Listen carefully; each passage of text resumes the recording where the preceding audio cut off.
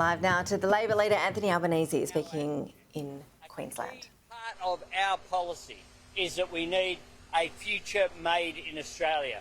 We need to rebuild manufacturing in Australia. One of the lessons of the COVID pandemic is that we need to be more self-reliant.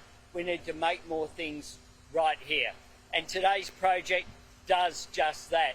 It's also about getting more value out of the supply chain, making sure that we send a message as well that Australia, under a federal Labor government, is open for business, open for the opportunities that can come from making more things here.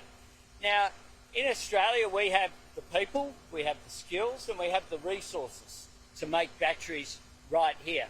We have resources like lithium, vanadium, copper, nickel, but what we do is we send those resources offshore, we see the value added somewhere else, and then we import it back once the value has been added.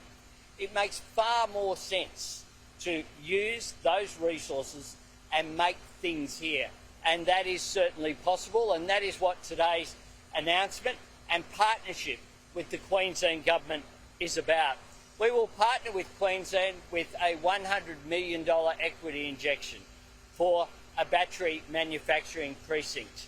We know that this location here around Gladstone, with land that potentially is available from the Queensland Government, is a real priority in terms of a potential site. And we know what the benefit would be, because the Future Battery Industries CRC commissioned a report from Essentia. And what Essentia found was that a national battery strategy making batteries here could create 34,700 jobs and $7.4 billion of economic activity by 2030, this decade. That is how exciting the opportunities are.